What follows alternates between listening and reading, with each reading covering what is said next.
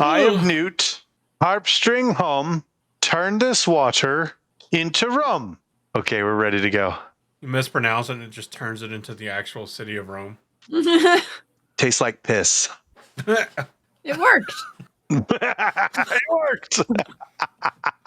Hello, everybody. Now we know what Rome tastes like, I guess. Piss. Or rum, depending on your perspective. Rome definitely would taste like piss and vomit, which... And wine. Well, I mean, all roads lead there, so yeah. You know, they say that. But I have a feeling that if you hop on, like, Route 66 and just go straight, you're not going to wind up in Rome. Also, according to Mat Cauthon, that's not how roads work. I was just about to say that to Andrew. No, that's not how roads work. They do all lead to Rome. I thought all roads led to Mecca. But I have the wrong story. The wrong story. Am I in the wrong book? Damn. Yeah, you are. If you're like in a certain part of North Carolina, all roads lead you straight back to Asheville. Fucking Asheville. That crazy, crazy city. Has the audacity to not even be covered in ash. Somewhere I was expecting Pompeii, and I got modern civilization. The audacity, as it were. Hello everyone. We're Black Tower Podcast. It's true. A Wheel of Time podcast. Also true.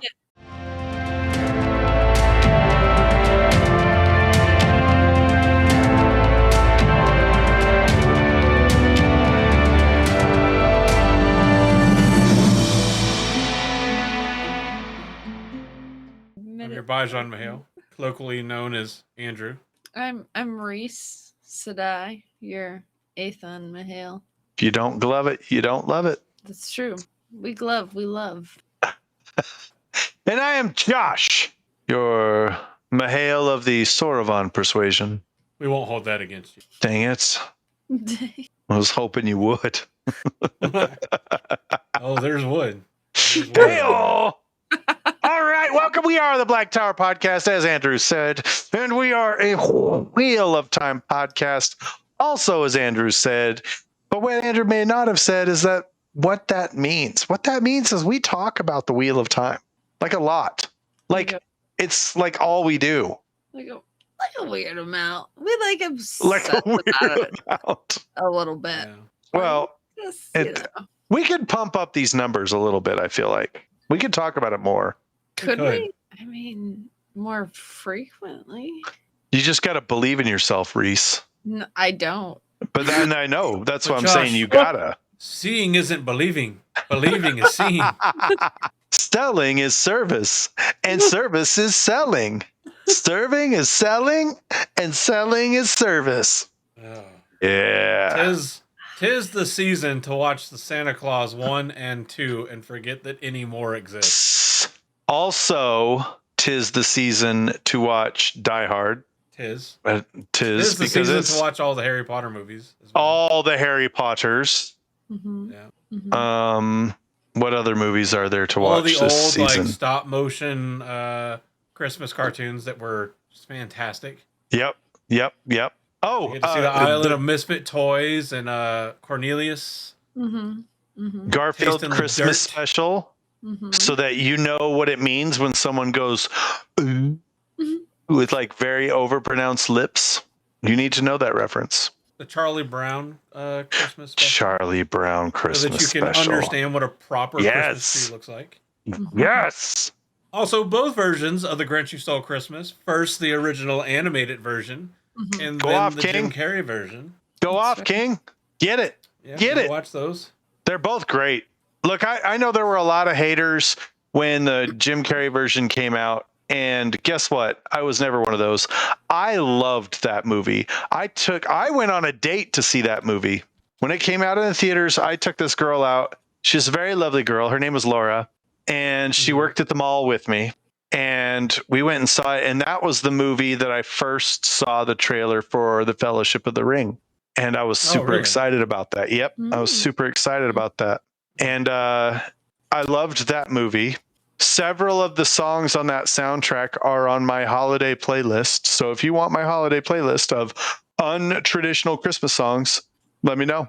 I post it in the Gleeman's chambers every year, but I'll probably post it again this year. We know our friends over at Twatcast will be watching at least the first 2 Home Alones. Home Alone and then Home Alone 2 Lost in New York. There's Frosty the Snowman. So good. For Gotta those of watch us that that. just cannot seem to let go of October, of course, there's Nightmare Before Christmas. Mm-hmm. You have to watch Christmas Vacation. Oh, National Lampoon's Yeah. Christmas Vacation? Yes. Mm-hmm. My doormat right now says the jolliest bunch of assholes this side of the nut house. And I have never been more happy with my life decisions. I have this Jingle little. All the Way with Arnold Schwarzenegger. I got with the this, cranks that like all the previews made it look better than the movie itself. Actually, Oh yeah, it wasn't that great, was Correct. it? Yeah. it was like No. the second Stuart was Little mid. movie where like there was that whole was moment mid. where like the cat's like this can is now a litter box, and then you watch the movie and they cut that out of the movie. It was just in the promo material. Do you like me to tickle your belly? How about you tickle it from the inside, mouse boy? If you need to feel your feels, you can watch Jack Frost. No, With, don't do that. Oh god, the same guy that played Vulture in the Spider-Man movies. He also Michael played Batman. Keaton. Yeah, Michael Keaton. Yeah, don't do it. Played a really good snowman. It's a good one. You can also watch Rise of the Guardians, which is more of an Easter movie, but still plenty of Christmas spirit there. Apparently, Gremlins is considered a Christmas. Oh, Yes, Elf. it is. Of course, Elf. Elf! Come on. Buddy the Yeah. Elf, what's your favorite color? Bye, buddy. Hope you find your dad. Does Santa know? Does Santa know that you're not in the North Pole? Oh, You smell like beef and cheese. You don't smell like Santa. What do you taste? Tastes like a crappy cup of coffee. Look, it is a crappy cup of coffee. No, it's the world's best cup of coffee. That was when I learned. Polar I was- Express, if you're into that. Oh yeah, That's another one. that's a good one. That It's a good one. It's a good one. Ernest Saves Christmas, if you're a fan Yes! of the Ernest movies, which you should I be. will fully endorse all Ernest movies. They are all amazing. I love them. Jim Varney was a supremely talented human being, and everybody knows him as Ernest, and that's fine. But people don't realize, and they don't truly understand the genius of Jim Varney. Oh, did you know he played the dulcimer? Not the hammer dulcimer, the dulcimer. He played it. Who plays the dulcimer? Jim fucking Varney did. Who knew? is another good movie. Muppets Christmas Carol. Yeah. Yes. Uh, With Michael if you're Caine into as Mr. thrillers, Scrooge. there's Black Christmas? Ooh, Like a horror Violent kind of thriller. Night. Violent Night is one of my instant Christmas classics. I love that fucking movie. It's John Leguizamo's the bad guy, and it's got David Harbour in it. He plays Santa Claus, but he isn't just Santa Claus. He's Nick the Red, a Viking from like ancient Viking times who becomes Santa. It's great. Please go watch it. If you've not seen it, go watch it. What's the stop motion movie that's like the origin of Santa Claus? It's like The Year We No. The year without a. It wasn't The Year Without a Santa Claus. because it's got the Burgermeister Meister Burger in it. Yeah. There'll The be no more Kaiser. toy makers to the king. Oh, What movie was he in? Santa Claus is Coming to Town. That's it. That's what it is. All those stop animation ones are great. mm-hmm. Here's another There'll one be that you no guys. more toy makers to the king. It is a. Oh, I can't They remember the name of bring the me song. Only foes. I cannot. It's a difficult Responsibility for the number one lawmaker. That is me. There's another one that a lot of people I think sleep on. It's a claymation, and it's the California Raisins. Do you guys know who the California Raisins are? They were mascots for raisins. California Raisins wanted to sell more raisins, and so they were a like jazz, hip hop, R&B group. Literally, the California Raisins. And there's this claymation Christmas special called, well, I've got it on DVD somewhere, but it's all about wassailing. And there's these two dinosaurs that talk about wassailing, and they go through all the different carols. You know, there's a lot of Christmas carols. It's so terrible, but so good. And like all the time, like the guy's like, it's wassailing, wassailing. And then like geese will come down the road and be like, here we come, a waddling along a lease. It's not waddling, it's wassailing. It's so good. It's so good. It's so much fun. I love it. I pretty much just watch any Rankin Bass movie as well.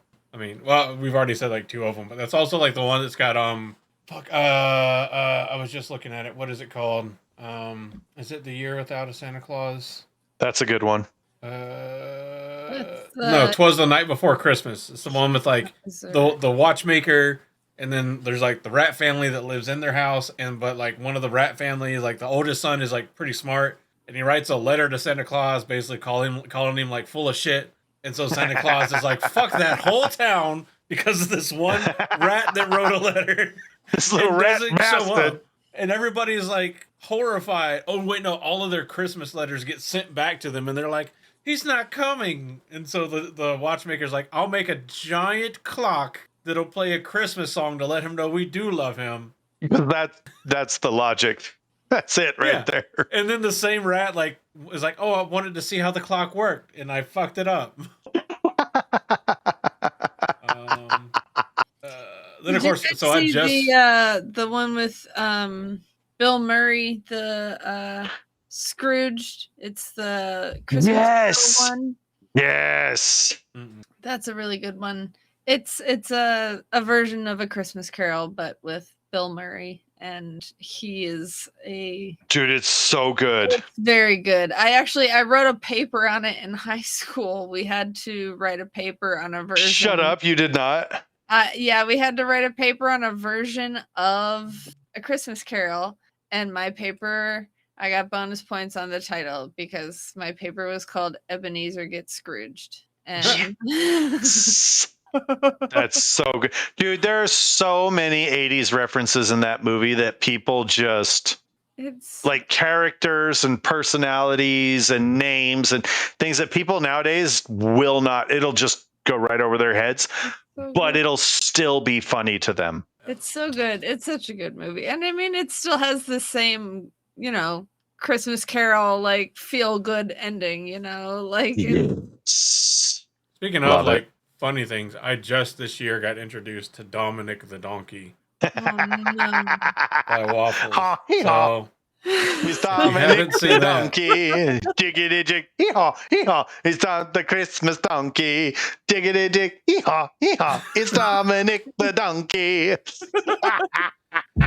So if you haven't ever seen it, you should watch it. And if you have any remotely Italian friends, make sure they get their yearly listen of Dominic. They love the it. Italian they Christmas love donkey. Dominic the Donkey. Have you seen the video? They make a lot of videos together. It's a husband and wife. The husband's like straight from Italy, Italian, and he's like always like tasting different foods.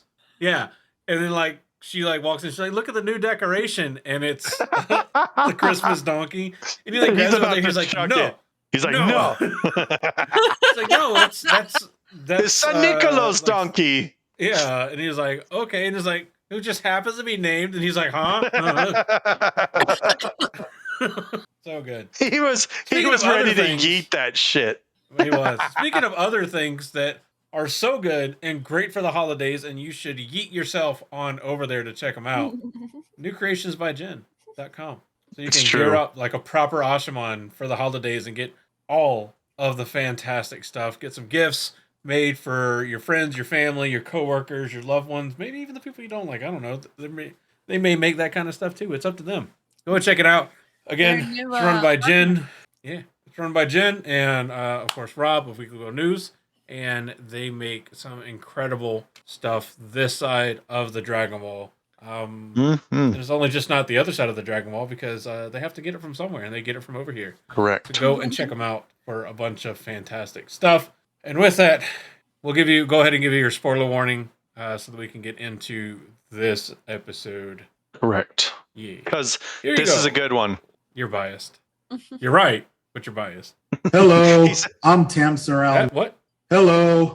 That is not the right one. What are you doing, Stream Deck? Oh shit. Oh shit. Jiggity jig. You gotta love having hee-haw. stuff like all together and It's ready. Dominic the donkey.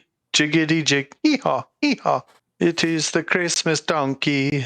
Now I gotta find it so I can upload it, because I guess I uploaded the same thing twice somehow. Oh snap.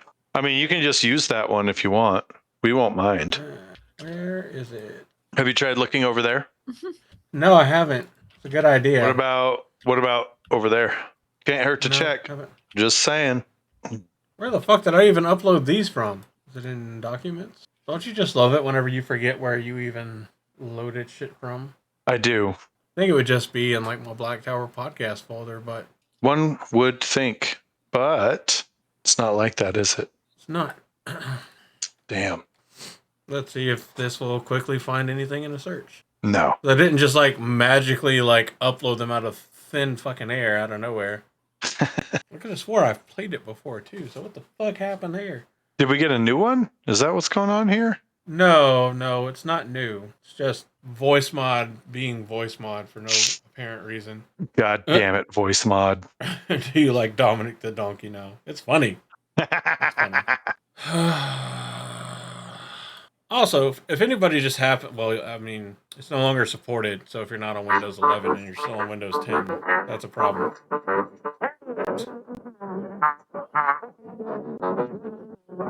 Thankfully, the audio is scuffed enough where I think we won't get a fucking, like, claim against us for playing the music.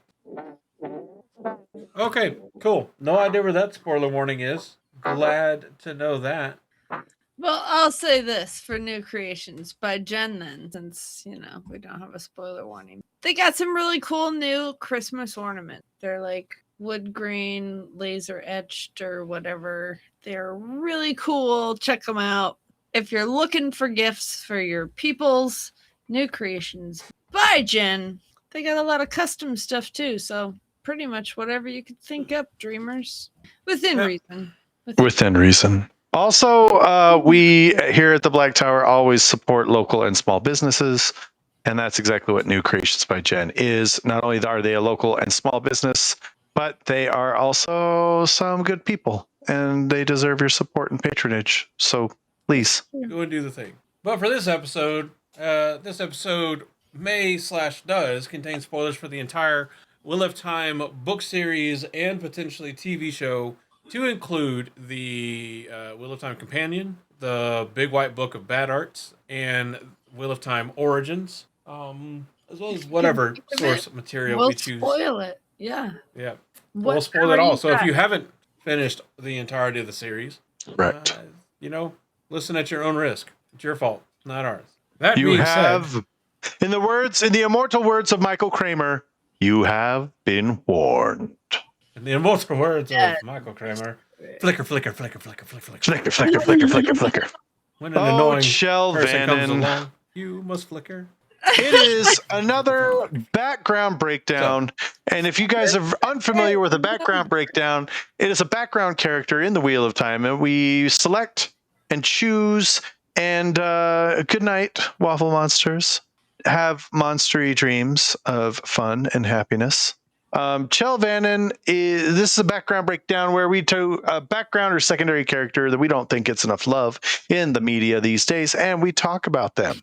Talk about who they are. Absolute unit. We seek to understand. The band's secret weapon. Unit of a man. So secret that nobody even knows he exists. Okay? I don't even know who he is. Who is this guy? I thought he was a Mistborn character for the longest. That's how good he is. A thief? He's got to be in Mistborn. There's no thieves in the Wheel of Time. Robert Dorff would not write such slanderous, disgusting behavior. So, he may look like a man who'd rather be napping or snacking, which I can understand because I feel that, but can track you through a rainstorm in the middle of the night with his eyelids closed and his balls tied behind his butthole. Mm-hmm. It's Chel Vanin. He could do it too. And he wouldn't be happy when he found you, so Careful there. Careful. I like. So That's a great quote. there you go. Quote of the night. It's a great You quote. not heard that song? I glued my balls to my butthole again. Yeah. The AI generated hip hop one. Yeah, so good. Yeah. Okay, so Chel Vanin. Josh, we're gonna start with you. We're gonna need an overview here. Who is Chel Vanin? Here's I absolutely love casual fans or people, first time listeners, people that maybe just don't remember. I love Chel Vanin to death. Whose man's is this? He's a big man's, as Andrew notably pointed out, an absolute unit of a man. He was the head scout for the Band of the Red Hand. And you think to yourself, wait a minute, he's very large. And in true Robert Jordan fashion, you cannot mention Chel Vanin without mentioning that he moves surprisingly well for someone of his size. He's like, I have a feeling. What? I said he's like the wind. I have a feeling that Robert Jordan was watching TV and saw Butterbean and was like, Chel fucking Vanin. If you don't know who Butterbean is, look up Butterbean. The man was the king of the 4-round boxing league. Like, dude was unstoppable. He fought one fight where he literally, you know how they go between rounds, they go back to their corner and like there's water and they're cooling them off and they're squirting water and they're spitting in bucket and they're squirting more water to cool them down. There's a seriously, I'm not kidding. This is a fight where he seriously between rounds drank chocolate syrup. Butterbean was insanely talented. The man could throw a punch and just destroy you, right? And I feel like, I feel like that's the inspiration for Chel Vanin, okay? Which I love. And so let's roll him back a little bit. The only person that wouldn't follow the script and actually did damage. Oh, yeah. They said I could take it. And they were taunting the shit out of him. And so fucking Johnny Knoxville had to go get stitches.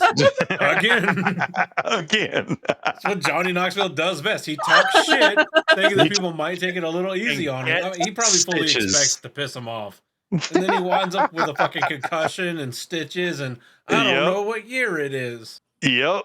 And dude, Butterbean's not playing around. So Chel Vanin also not playing around.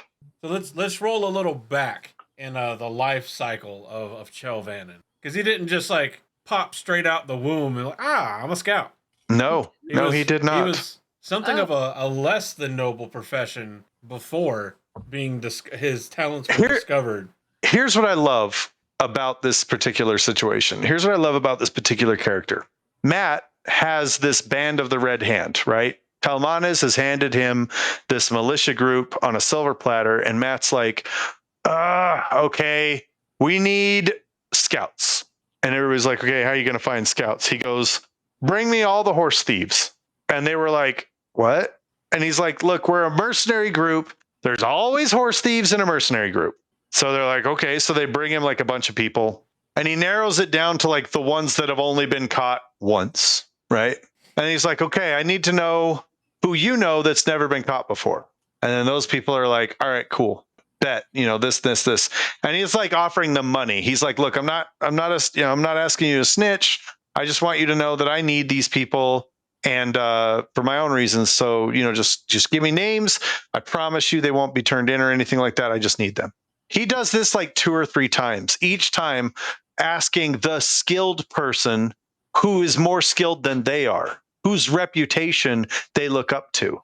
And after 2 or 3 rounds of this, after he's already found the people who have never been caught doing this, he asks like the 2 or 3 people and he says, who do you know? And all of them go, the Phantom.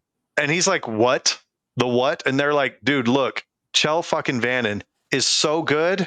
We know he's doing it, but even we've never caught him.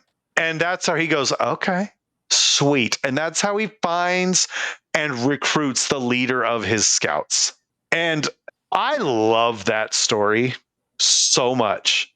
It shows how clever Matt is and how much Matt appreciates the cleverness of a mind that is well practiced in obfuscation and camouflage, and I love it.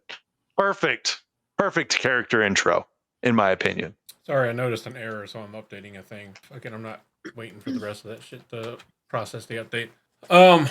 So I'll put the rest of it in there when we get there. Whatever. Doesn't matter.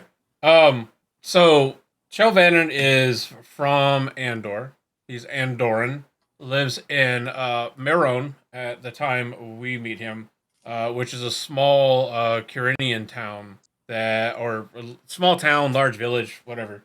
On the east bank of the River Aranin on the border of Andor. It's not an important port on the river, and being dwarfed by the much more important Erangel on the Andoran side. So already he's picked himself like a decent out of the way kind of place to set up from. And he generally claims when people are like, oh, what do you do for a living or whatever, he's like, oh, I'm an intermittent stableman or a farrier. Farrier in the equestrian community sense, where you go around and you're able to like reshoe horses and basically tend to horses, and it's kind of like a low scale vet of sorts for horses. You're not really a veterinarian, but you can do low scale vet stuff. It's like the nursing assistant to a veterinarian of the like more Renaissance medieval world. Basically, you make sure the horses have shoes, because without shoes, it hurts to walk sometimes. There's also like the health of the hoofs themselves, along with the health of like even like the what's known as the corium and the ankles of the horse as well. There's a lot that a farrier looks at, but yes, a large deal of that is blacksmithing and horseshoes. Yeah.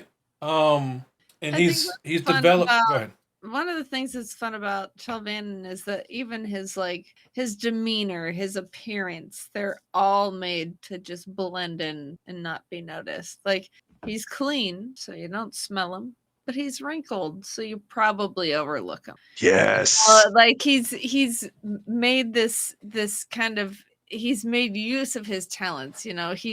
He's overweight, so you wouldn't really think that he's somebody that would be able to sneak and get places, but it's probably because people don't notice him that he's able to do that. And I think it's fun that he's kind of made this whole persona of just being not invisible, but overlooked. Just like, I'm not here. Just go similar to the Gray Men, right? Like, nothing to see here. Yeah.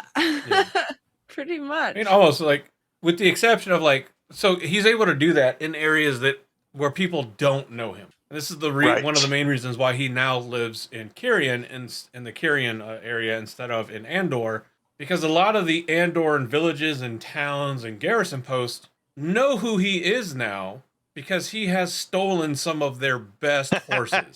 So, I mean, he is still very much an Andoran. He's still very much an Andoran criminal. I mean, well, in this time, it's not necessarily about having enough proof. There's enough people that'll say he's the one that stole the horse that, he's kind of. But that's what I'm saying. But they can't prove it. Yeah, but you have enough people being like, it was him, so now it no longer matters. Like the number of witnesses you have. A famous thief or a famous smuggler is a bad thief or smuggler. Yeah. He wasn't doing like, early days bank heist in the U.S. where they would tell everybody that Babyface Nelson got all your money. Like, I'm smarter than that. But so like guards in Andoran towns like pretty much recognize his face and name at this point, just because he's done so much and been so good at it that he's just been prolific about it. And when you're trying to sell a stolen horse, eventually somebody's going to rat out some information for money. It's just how people are. There's no honor amongst thieves. None.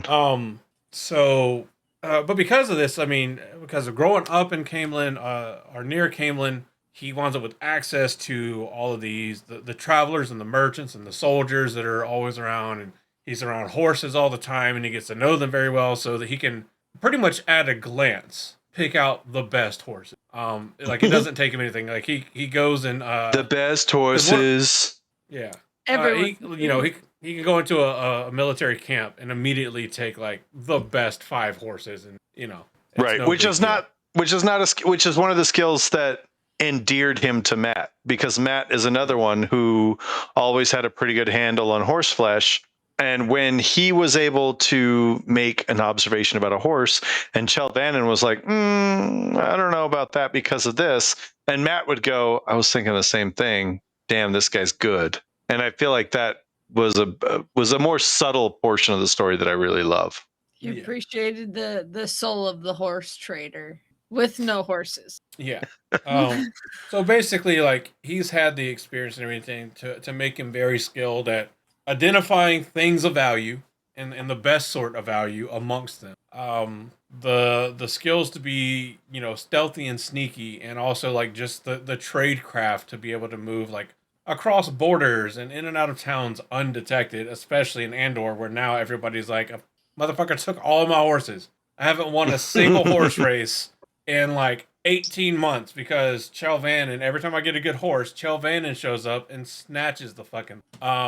So then, yeah, like Josh was talking about, we get to the Band of the Red Hand and the appearance of Mat Cauthon, who's looking to build scouts, a group of scouts for the band, because he's got all those crazy memories, and he knows, hey, you know what really helps a military group win battles? Knowing who's about to show up and who they're about to fight in great detail before the enemy can even tell. And so that's what he does. He puts together a group of scouts, and amongst them, Chel Vanin very quickly distinguishes himself as the best amongst them. And of course, because he's, not skinny, he doesn't look like he'd be stealthy. He doesn't look like much. They're all like, how? And then he does his thing, and then everybody's like, I didn't even see this. So for example, there's a point where he takes, and not once, but twice, sneaks through the line of warders guarding Saladar without being detected. Twice. And the second time they know, because he snuck past them the first time and they're going, what? How did you get in here? And the second time they know who he is, what he looks like, and that that he's planning on returning, and they still don't catch him. Yeah. He's just that good at being nondescript. Yeah. He is. So I have to put a little segue here. If you're looking for tips on hiding Christmas gifts, this is a good suggestion. Or Easter eggs. Go with like the in plain sight sort of thing. Stuff people are used to seeing, add another one. No, I feel like Chel Vanin would be like, you don't have to worry about hunting for the Easter eggs if you just follow the guy that's hiding them and pick them up as he hides them. He absolutely notice you, absolutely not if you're good. He'll only notice you if you suck ass at this. Mm-hmm. That is absolutely. You know what this reminds me of? Okay, so we're about to get stories from Grandpa Josh. I used to work at Hastings. Okay, loved Hastings. Loved working at Hastings.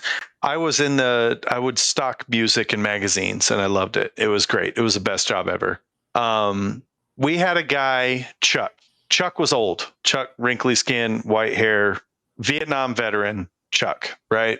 And Chuck and I had this thing. Love Chuck to death. I'm super sad that I don't still have contact with him. But Chuck and I had this thing where we would like sneak up on each other and finger in the back. Haha, you're dead. Bah ha ha ha. And we had these little bomb bags where you could like pop the thing, and it was like vinegar and baking soda inside. And so it would expand and pop. And it's haha, yay, it's a bomb bag. And like that, exactly.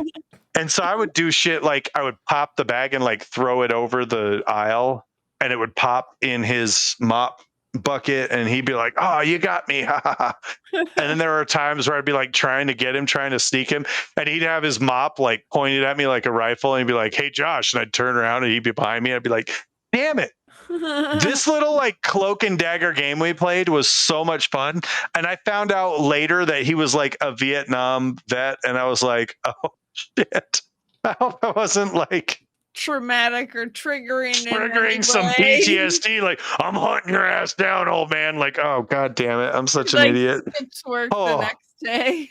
I'm going to say that I didn't because we like genuinely had some laughs, right? Like, he genuinely seemed to be having fun with me on that. And like I said, Chuck was great. Josh is throwing fucking bangers over the wall. Be like, oh, ha, ha. Meanwhile, dude's sitting there clutching his mop for dear life.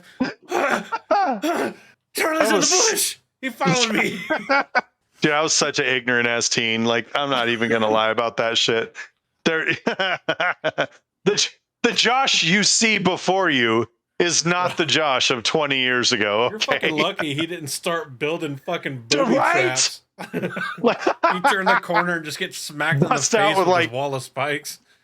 Bust out with a K-bar.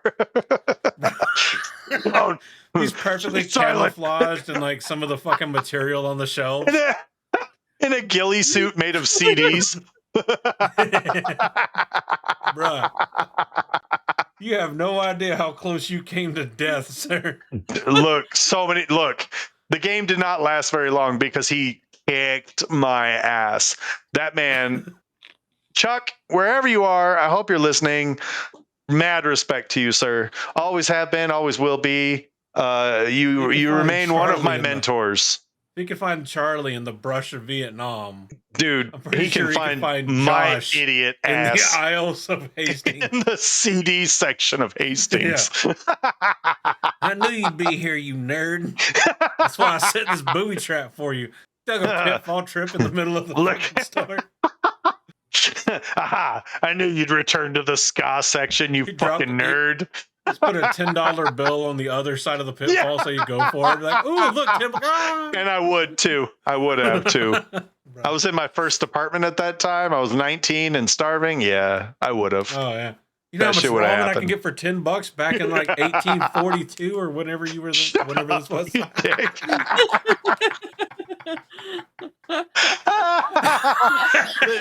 bad part is I know exactly how much ramen I could get with $10 back then. Probably a lot, honestly. Like there was a point the big in my boxes lifetime with like where $10 would get you at least 10 packs. I'll tell you right now, $8.40 gets you like I think 20 packs at Winco. Oh, now? So that's nice. Yeah, I just got 3 of them. Brand, yeah, the brand too. Yeah, I got Maruchan. Yeah. Oh yeah. We used to like getting the top ramen one. It wasn't like the best, but it made you feel like you were getting top shelf ramen just because it said top ramen. It's top ramen. That's right. They say that if it wasn't My dad was also the weird guy that liked the original flavor, which was like no flavor. It was just bland. He loved it. He loved the original flavor. Meanwhile, I'm mixing like chicken and shrimp and chicken and beef. We bought some Hello Kitty ramen once. Girl, but this time I'm having 2. We bought some Hello Kitty ramen once, and it was like soy sauce flavor. It was just soy sauce. I was like, what? It was weird. Do you think dirty getting back? Do you think that Chel Vanin could use chopsticks? Because they do that in was it Tanchico? Did they use the sticks that Nynaeve hates? It was either Tanchico or he used chopsticks. He could murder you in 36 ways with chopsticks. Well, absolutely, he could. He was the recon troop that hated all of the combat training and just only did it because he had to. Yeah, but really fucking enjoyed land nav and like concealment training. He was the one that was like. Could you imagine Chel Vanin as a seer instructor? Yeah. So that's survival, escape, resistance, and evasion. Yeah. Or maybe it's survival, evasion, resistance, and escape. That's what it is. Basically, it's the whole course for the military. Like, if you're trapped behind enemy lines, here's how you survive and get away from it. And like, he would be the everybody gets like some degree instructor. of a course. Everybody gets some degree of training in seer, but people that actually go to seer school, like that's the school where like they'll catch you and they'll actually like you sign waivers and shit. They'll beat the shit out of you to make it realistic as if you were captured. They will interrogate you. They use you'll be sleep deprived. Certain sanctioned torture methods. They will beat the shit out of you. Like they can hit you. Like, but Chel Vanin, if he were a seer instructor, you would literally never see that dude coming. And you could be next to your buddy and he would be VC in the jungle, dude. Like he would sneak up and 3 of your buddies would be captured before you even knew it. Like Chel Vanin is that freaking sneaky. He'd have them all tied up like a fucking horse bit in their mouth. He would. Like, come on now. What you doing? And if you saw them, it would be because he wanted you to see them. You would think that he's like relief. You'd think that he was like your relief showing up. And you'd be so happy to see him. You would love him. You would trust him with everything. You would give him everything. And he'd be like, hey, thanks, friend.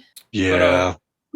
So Mat and Chel Vanin get along great. Like Mat meets Chel and is like, this guy's trouble, but the useful kind. Vanin, he looks at Mat and is like, the kid's fucking insane, but he pays well. So, all right, we're good. But like both of them distrust authority. They've got all of these like habits and survival instincts that have been shaped by real world hardships. And then Mat, of course, has like the extra boon of all these crazy memories. They both appreciate people with skills over people with fancy titles. And Vanin winds up respecting Mat a lot because Mat respects competence, not, again, noble birth or other fancy titles. And what Vanin offers in the end is he doesn't swear oaths or make grand statements. In fact, Mat doesn't even ask him to. He's just like, do your best and I'll pay you well for it. That's pretty much it. And Vanin's like, shit, you son of a bitch, I'm in. And Vanin shows up, does the impossible, and then fucking complains about it. It's just like, you made me do shit. Just like is Chel Vanin the enlisted of the Band of the Red Hand? Like, is he enlisted leadership? Yeah, I feel like he's the army dude that deliberately turned down corporal to remain a specialist. That's what I was gonna say. He's not like the E7 or the E8 though. No, he's like an E5. Like who refused promotion. Who refused promotion. Well, you know, the army, like whenever you make I think it's E4, you can either go specialist track where you like focus in on your job and you just are good at your job, or you can go the more leadership admin track and become corporal. They're both E4s. One's more leadership kind of NCO style. The other one is like, no, I don't want to do paperwork. I just want to do my job and be really good at it. Chel Vanin is like, I'm not taking corporal. I'm staying as a specialist. And they're like, we're going to make you a corporal. And Chel Vanin's like, fuck you. I'm going to get an Article 15 and go back down the fucking ranks. I'm going to get an Article 15 on purpose so that you're forced to demote me because I refuse. That is absolutely Chel Vanin energy. You piss me off, I'll get court-martialed out and still show up without you knowing I'm here and do the job. Except I won't get paid. I like that there's a passage that talks about how Chel Vanin is not perceived as a dangerous man, but dangerous men avoid him, which means he is so adept, he's so dangerous, quote unquote, that people the dangerous people, the people who are actively looking for threats, don't immediately recognize him as a threat, but they do recognize him as someone to be avoided. And I think that's a pretty impressive piece of his lore. Like, I think that says something about the man's capability. Yeah. So he's so skilled that, like, I think even Jordan kind of like said or hinted. Basically, he uses Chel Vanin's skill as if it is his own like special superpower. You know, like Perrin has Wolf Brother, Chel Vanin has you can't fucking escape me power. Like, I will find and you. He's got the John Cena power of you can't see. Yeah. You can't see me, but I can see you. And it's just like, which is a terrifying proposition to be stuck in. That it is. But so he's noted for being able to, like, I think one of the kind of fables or one of the statements about his abilities is like he could follow trails that even the Aiel would miss. He's just absolutely insane. That like he can give thief trackers and Hurin, like a run for his money. He could give sniffers a run for their money. He gives Perrin a run for his money. Like, I'm sure Perrin would be like, I smell that there's a trailhead. And Chel Vanin's like, yeah, I've been following it for 4 days. You just found it. You suck. Yeah. I always think it's kind of funny where it's like, yeah, you have these supernatural abilities. I'm just observant, man. Yeah. Like, you were he's blessed Sean by Spencer. the pattern. I just know what I'm fucking doing. He's Sean Spencer from Psych. Like, pretty much what he is. Yeah, he's like, he doesn't actually. you guys have not seen this? Okay, all right. It's so painfully obvious to me, Watson. Yeah. Okay, so he's Butterbean, and it's if Butterbean and Sherlock Holmes had a baby, It'd be Sean Spencer. It's like the lazy genius kind of like trope, right? Like Shikamaru from Naruto. Yes. Brilliant person. Lazy as shit. Won't do a fucking thing unless they absolutely have to. It brings like value or worth to them, or has value or worth to them. Or somebody's paying them to do it. That is why Matt likes him so much, because that is Matt. Yeah. But it also means he comes in clutch all the time. And the funny thing is he too shares a disdain for nobility, with exception to 2 people, Matt, who he does not consider to be nobility, which is one of the reasons why Matt loves him so much, and Elaine.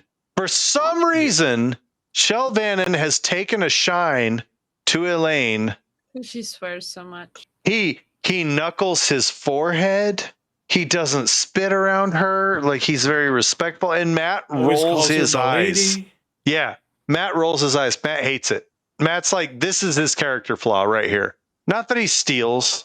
No, that's fine. Like, how dare he show respect to a noble woman? What the fuck, dude? I wonder what it is about her. Wow. It's that hair, clearly. Is it the hair? So, yeah, I mean, sure. Anyway. Sure. So he's with Matt and the rest of the Red Arms from the Band of the Red Hand when they go into Abu Dar. And it's like along this way that he becomes even more respectful towards Elaine and is just like, oh, my lady. When he starts really all these like treating a noble person with respect that most nobles demand along the way. Matt sends him to watch what Jacob, whatever Carradine is doing, and he goes with the troop to the Rahad when they're going to retrieve the Bowl of the Winds, and he, just like everybody else, gets attacked by the golem. He is injured, but doesn't really give a shit about his injuries, and is just like, but how is Elaine? And Elaine's just like, I'm doing fine. Which is noble, Matt I guess. And his medallion. I mean, it's somebody it's like the first XXX movie. He is in love with her. It is. It be like that. Then when everybody else leaves Ebadar, he leaves with them, with Val and Lucas traveling show. He tracks down Rena Emain, whatever, after she stabs Agian and Tamarath and tries to flee to the town of Korriban. It's Chel Vanin that is like, I see you. Bitch, did you know I could see you? Yeah. He, after that, whenever he comes back to the band, he is the one that leads Matt and the rest of the group after they leave Val and Lucas show through a smuggler's pass in the Demona Mountains. And while scouting the area, he finds Talmanis and some of the band and brings them back to Matt's camp. Then he gets used as bait, and he gets the Shanchan to chase him. Then Matt springs an ambush and wipes out almost the entire contingent of Shanchan, which is fucking nuts. Like, why do you send the fat guy to have to run?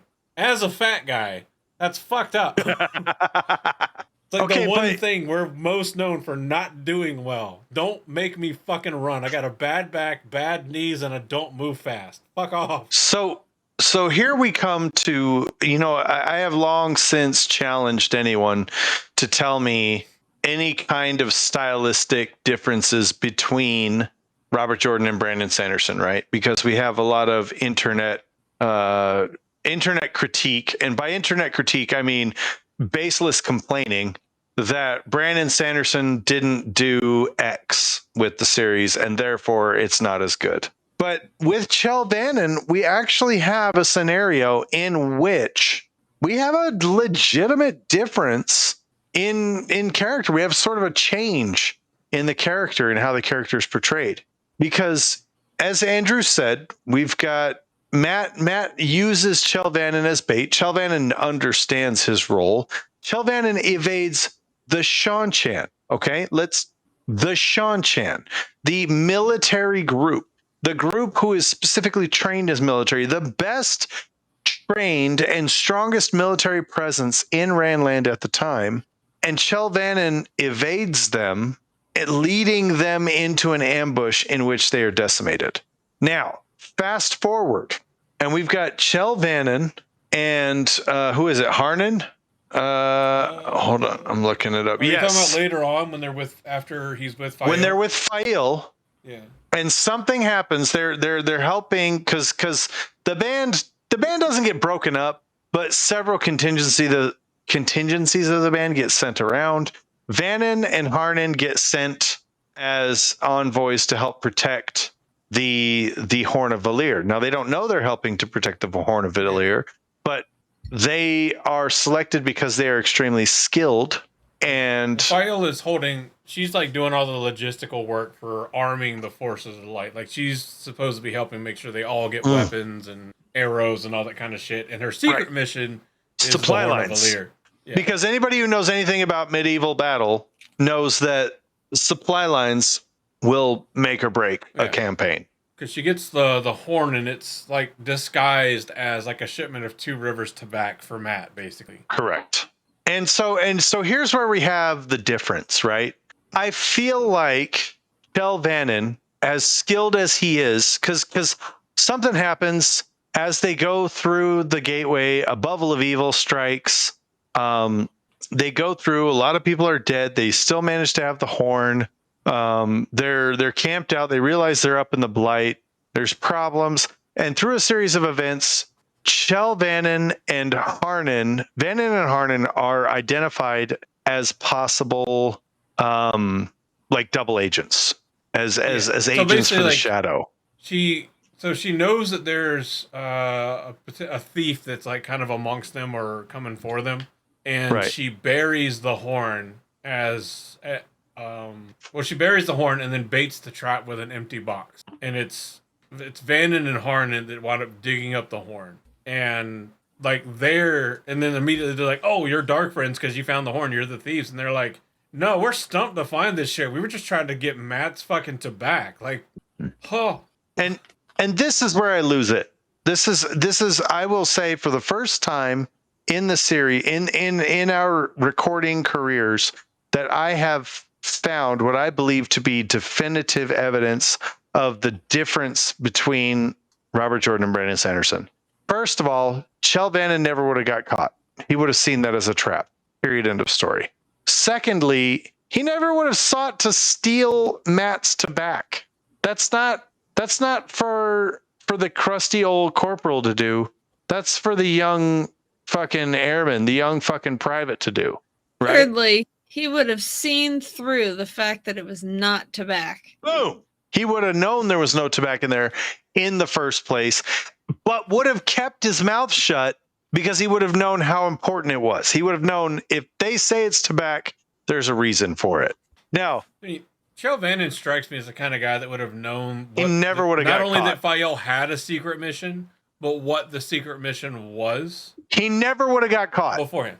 Yeah. Well, he would have never even tried because he would have known what Fael was doing. The only way he would have gotten enough and knowledgeable enough. Like his whole job up until now has been gathering a crucial intel.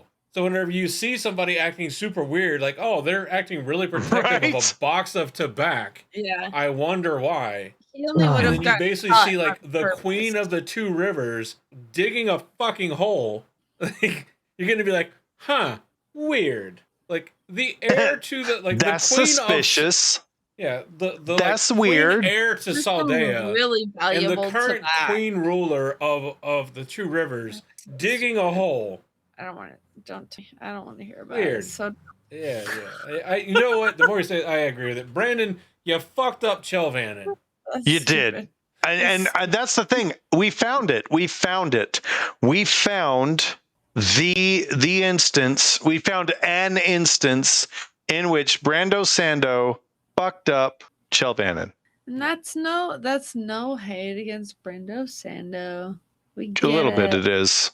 Well, I mean, yeah, like okay. Mad. I'm disappointed. I'm not mad, Brando Sando.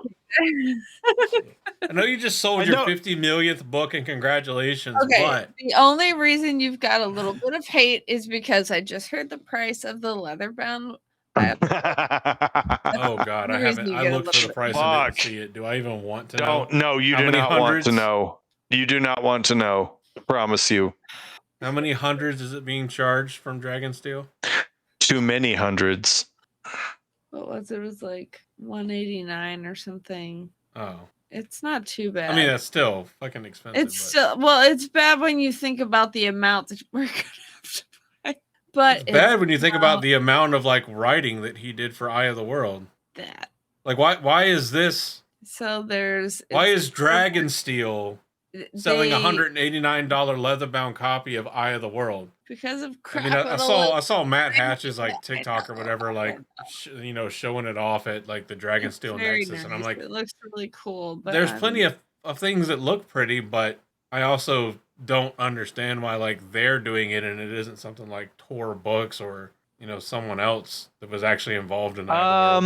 It's just because he's got the meat or the. Especially market. From someone who is like, and again, I love Brandon, but especially from someone who has been for the last several years incessantly talking about how much they want to remove themselves from the Wheel of Time because like they want to focus on Cosmere and do Cosmere stuff. I think it's a promotability thing. From my limited knowledge of what's going on, it strikes me as a confusing move. I feel like it's a promotability thing. He is the surviving author of the Wheel of Time, essentially. B, he is the most prolific fantasy, for better or worse, he is the most prolific fantasy author of our generation. When you talk about the fantasy genre, there are no other names that can compete with him. And anybody who wants to come in and say, oh, Sarah J. Maas, okay, that's not fantasy, that's romantasy, which is a very different genre. And I mean, I can think of one. Jason Denzel. Have you read the Mystic trilogy? I have. So shut up. Which is actually great. So it really is. Somebody's gonna take that as me making a slight at either Brandon Brandon or Jason. No, I'm not. You know what? You bring up a valid point. A really good book. You bring up a valid point because Jason in terms Denzel, of sheer volume of stories made, like Brandon is fucking nutty. And I feel like to say that prolific is not necessarily to say, it's like saying Donald Trump is the most prolific politician of our generation. It's not that I like him. It's not that I think he's smart or anything like that. He's just the most there. He's the most Don't present. be rude. You can't not talk about this topic without talking about this person. If I bring up the fantasy book genre and I say Patricia C. Reedy, nobody knows who I'm talking about. I say David Weber and someone goes, ooh, I know David Weber.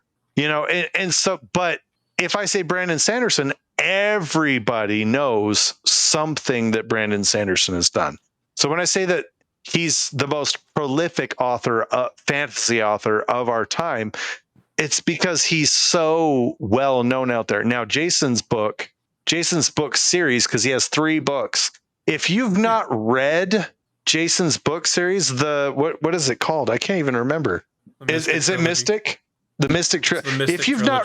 If you've not read the Mystic Trilogy, you should. It's good. It's so good.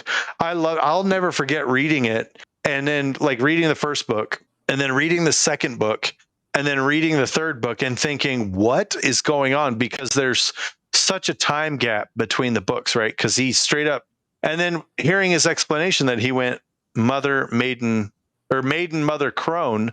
And I was like, oh my God, that's brilliant. And then I read them again with that in mind, where you've got a maiden a young journey, a mother, a middle-aged journey, and a crone, and an older journey. And I loved it, and it was so good. And Jason's series is so amazing. He's got another book in the works, and I'm excited for that too. We should have him back on, by the way, when he does that. Just saying. Side note. But when we talk about like authors of our time, like Brandon is he's definitely taking up all the oxygen in the room, right? For better or for worse, that's just the way it is. And I think when it comes to Dragonsteel promoting a leather-bound copy of The Eye of the World, my guess is that you're going to have, first off, the special edition leather-bound is a thing of popularity, right? It's the thing that we do nowadays. We take a book, we take a classic, we do a leather bound, we make it look pretty, and we charge a couple $100 for it. And this isn't new. This is something humanity has done for hundreds of years now. Plus, you add all of the artwork to it. You add the extra features, updates. It makes it worth it. Plus, it's very relevant right now. We just got off of the show. And I think one of the things that it's almost like I feel like Brandon took a bit of a stance at separating himself, especially from the show. And he did. I think that is kind of, it almost helps with this, where it's like, that is a different turning. But if you want something classic, if you want something original, here's the evergreen, here's the book that never goes out of style, and here it is in a new form from one of the only people who is in with Team Jordan that can recreate it and get all of the approvals, all of the details, all of the upgrades that anyone else wishes they could make, and make it a reality. And make a hefty dollar while doing it. So, well, and I think looking at some of the art. So, looking at the page that's announced it, like while I've been listening to you guys talk about it, the page that announced it is like, this is in collaboration with Bandersnatch, which is Team Jordan, and Tor Publishing Group. So it is in collaboration. It's not just something clearly that Dragonsteel is just deciding to do. Like, right. And it's on paper at least meant to be something to try to honor the masterpiece that launched the Wheel of Time. But I'm looking at a lot of the art that's supposed to be included in it from what they've posted on this site, and a lot of the art. Is there any Darrow K. Sweet? I don't know. I can't see the name of the artist. The print is too small for my bad eyes. However, the art is, shall we say, in line with the book descriptions of how things should look. Okay. Like, Tam's sword has like the original, like the first replica version you have. Yeah, it is like that, and it is a definitely fully curved, not fully, but more than katana, almost curved. They're gonna be doing a giveaway, by the way. Tom Maryland has his flute, not a guitar. Moraine has her staff. That he's gonna strum literally one chord. Fuck off. It's easy to see why in this rendition an Ogier would be mistaken for a Trolloc, because he's kind of furry. Things like that. So I could see that also being part of some of Brandon's driving force, because again, a lot of the more recent hate he got in the community, and you can deny this if you want, individuals that this may apply to, I say, if the calf length boot fits, then shove it up your own ass. Nobody in the circles of people we know in the fandom, I think, really hopped too much on the. Actually, I think Brandon Sanderson's a bit of a piece of shit bandwagon, until he was like, "Hey, now that all this is done, there's shit I don't like from the TV show that we counseled them to not do, and they pretty much just ignored us and told us to fuck off, and just put our names in there as consultants to try to add validity to the story." And then suddenly, a wide berth of people that were, at certain events like JordanCon and seeing Brandon just, like the rest of us, being like, "Oh, he's so great." Suddenly, we're like, "What a massive piece of shit! You're just money hungry. You're just doing this. You're just doing that." And it's like, one of those things, like suddenly he says something you don't like, and now you're like, from a brand they don't. Yeah, okay. He says something you don't like, and now suddenly you're like, oh, you're absolutely a piece of shit, and I'm like, let's expand our collective memories, though. Okay, let's set the Wayback Machine to the death of Robert Jordan and the selection of Brandon Sanderson to finish the series. Brandon Sanderson on his personal blog says, there's no way I can finish this in one book. We're going to finish it in 3, which is very consistent with Robert Jordan's writing style. Like, let's just stop, full stop. Very consistent with Robert Jordan's writing style. And if we want to really dig into it, we could have divided A Memory of Light into 2 books. We could have. Okay. But Brandon Sanderson said, we're going to do this in 3 books. There was outrage. People were like, oh, it's a cash grab. Oh, it's so stupid. Oh, it's a cash grab. Shut the fuck up. It was not a cash grab. It was a young author coming in to try and do justice to the series. And Brandon Sanderson has been very vocal about how much he learned in the process of completing this series. Mm-hmm. And I think that respect needs to be acknowledged. And I have no problem with people enjoying the show, with liking the show, with wanting to defend the show for what it was. But I think if you're going to immediately turn on someone that has the history with your fandom on a dime over a show which, let's be honest with ourselves, did not follow the books at all. You can't argue. I'm sorry, you can't argue. It was Rafe Judkins fanfic. You cannot argue that.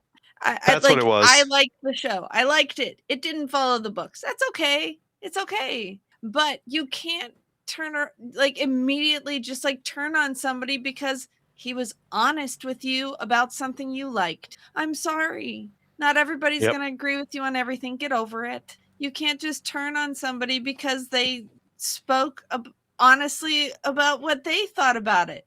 If they're not allowed to speak what they thought about it, then what business do you have speaking on it? Reese, say it louder for those in the back who need to hear it. About it, don't get on your high horse being like, I'm all for this. We all read the same books. We all love the same content. We're all allowed to have our opinion on it. We can't vilify people for their opinion while having our own at the same time. Bam! God, I love you, Reese. Come on. Otherwise, hypocrisy is just a wasted word in the dictionary. No, it's so true. I do love that there are people out there who, when Brandon Sanderson says, when Brandon Sanderson says, yeah, the show sucks because blah, which he didn't even say, by the way. He didn't even say the show sucks and I hate it. What he said was, the biggest thing he said was, this is supposed to be the Ashandere, and I advised them not to do it this way. And they didn't listen to me. Exactly. What happened was he said, I have advised them not to do this because this is not how you do it in long form storytelling. And I've been ignored and they've argued with me. And then they straight up told me this is how you do it in Hollywood.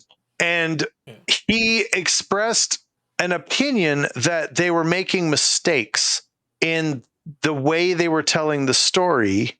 And all of a sudden everybody's like, Brandon Sanderson just needs to back away. He's not in charge of it anymore. He's blah, blah, blah. And it's like, okay, but he's literally the holder of the keys.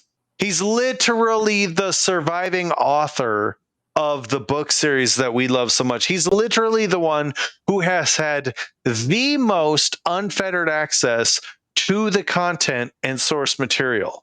I was very annoyed by the lack of loyalty. I was like, wow, you were so quick to turn on somebody. They dropped him like now there was a a reason. Fucking this brick. Is what happens. We've seen it. Unfortunately, we've seen it happen up and down the fandom, especially on Twitter, X, whatever you want to call it. Yeah. That the slightest. It doesn't take much to give a reason, excuse, whatever. For people really doesn't. To go from I love what this person does to I hate what this person does and everything about this person. The masses aren't following you, boy, it's not popular to support. And boy, But it's nuts. Imagine putting in so much work to have someone like Brandon and Harriet and them come on as consultants to try to add validity and strength to the name of the TV show, to do all that work, to still ignore them, and to still have your shit canceled. And then to get booted off another project because that project saw how you treated the fandom for the Wheel of Time and is like, we don't want you to do that to the God of War fans. What? Or whatever other random. Oh, whatever, random person, not a specific person. No, we can say it. Rafe was fired from God of War. He was fired from God of War. Absolutely. And though no one of the official few cited reasons that we know was given, is how he treated the Wheel of Time fandom. Because he would say, fuck you, this isn't for you when it was out. But whenever he wanted people to hype it up to come out again, it was like, yeah, there it is. It's just, we're trying to do so well for the legacy and blah, blah, which you did. Make it for the fans. Make it for someone. He made it for really himself. Well at honoring the legacy of the books in season 3, episode 4. Yeah. So out of 3 seasons, you managed to really honor the legacy in one fucking episode. If you want to be honest about it, I mean, and there's people that again are going to hate that statement and like, no, the whole series honored the. No, it didn't. No, it didn't. It's like if you look at it, an adaptation that you have to make, it has to make change. Sorry, Reese, I was talking over you. What'd you say? I was just gonna say, like, if you look at it from a complete non-reader perspective. Yeah. If you are trying to make an adaptation and do as much honor to the original source material as you possibly can, you're only going to change what has to be changed, either because it is inherently problematic or because you have to for time's sake and for the flow's sake. You're not going to make one change in season 1 and carry it all the way through season 3 before finally you return to how things were supposed to be after you had a perfect spot for it to be that way in season 1. Or make decisions that you decide was shitty and then just change the rules. Matt's knife. And then just decide, haha, JK, it doesn't work like that. And then just change the rules. Ever told you the tragedy of the Shadar Lugard lightsaber? Oh God, it's so bad. It's not a story the Aes Sedai or Rafe Judkins are.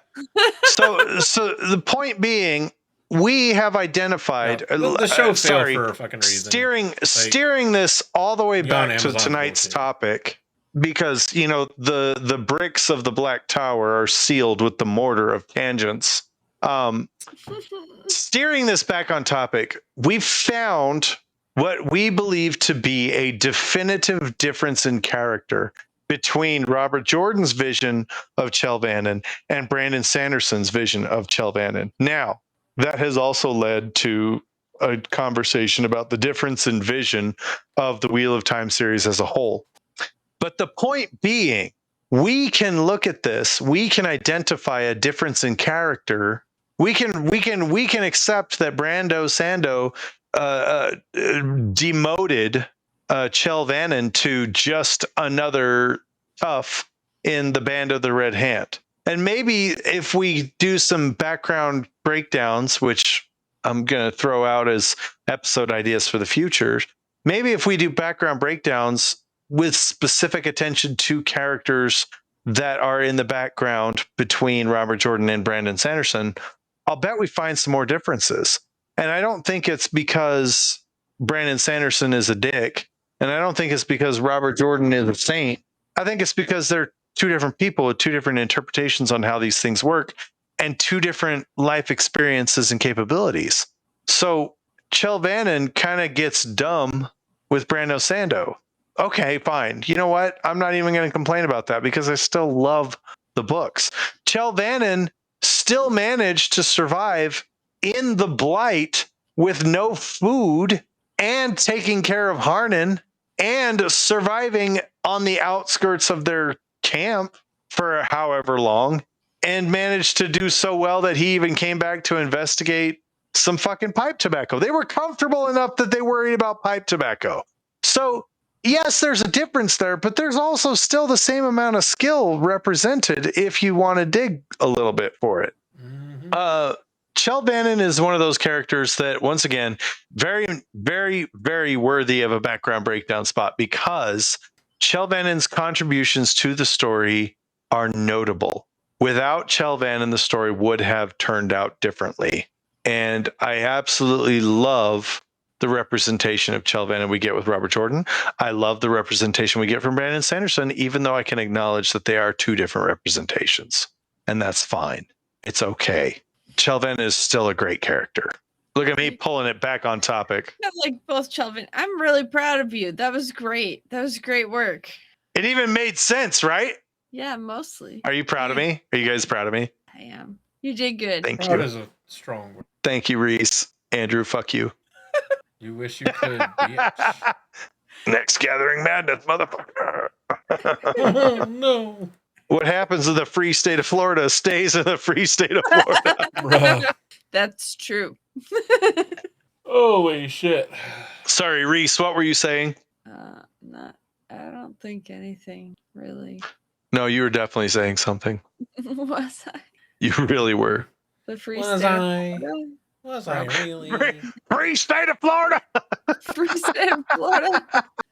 It's like our sleeper cell phrase. You say free state of Florida and it's like, huh? Huh?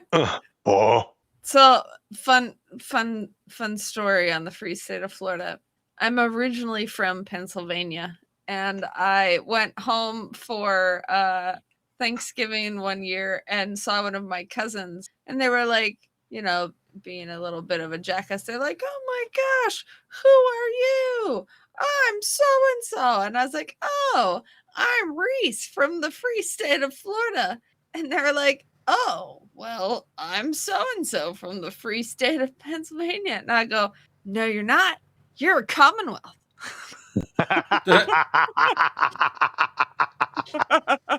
Wow. Careful throwing those grenades. Well, Chel Vanin, you, sir, Chel are Vanin a is legend. I like We Chel Vanin. salute you. You are what would happen if John Cena and Butterbean had a baby. And we salute you, sir. Well done. Butter Cena. John Bean. John Bean. That's the one right there. Not to be confused with Jim Beam. But all right. Thank y'all so much for tuning in, listening, putting up with our shenanigans. Let us know down in the comments or the show notes or whatever it is. Let us know down below or hop in the Discord and let us know Let your us know favorite down below. Chel Let us Vanin know moments. down below. What's your headcanon about Chel Vanin's early life? Why do you think he started stealing horses? What was going on in his early life? Let us know. And should Vanin, which the answer is yes, but should Vanin get more love from the fandom? And definitely more love in future adaptations, which more love in future adaptations is pretty easy to say yes, because he's gotten none thus far, because we didn't get that far. So, if you want to make sure that whoever tries Wheel of Time on a visual media, like TV or movies again, actually gives Chel Vanin his dues, put it in the comments, because that's where they're going to pull what they put in the TV show from, clearly. Hell yeah, Vanin. But from all of us here at the Black Tower Podcast, thank you so much for tuning in. Thank you so much for listening. Please don't forget to subscribe and like and share and all that fun stuff, especially if you enjoy what we do here. Share it to your friends, like, subscribe, just comment, all that kind of stuff. Super helps our metrics, that kind of stuff. We love you all for doing it. But from all of us here at the Black Tower Podcast, I have been your Chel Vanin-sized Mahale, the Vajon Mahale Andrew. I've been your Chel Vanin level spreadsheet, the 8th on Mahale Reese. And I have been your Chel Vanin-sized heart. Not because I'm emotional, but because I have an enlarged heart. Mahale, 3 sizes. Josh, the Soravan Mahale, and I want to thank you personally for tuning in this week. I want to thank you personally for enjoying this week's dose of taint. And wherever you are out there, we hope you leave here just a little bit more insane than you were when you first got here. Thank you, and enjoy this tainty goodness. You've been waiting for this moment, for this feeling to grow. In the shadows, always watching, always running the show.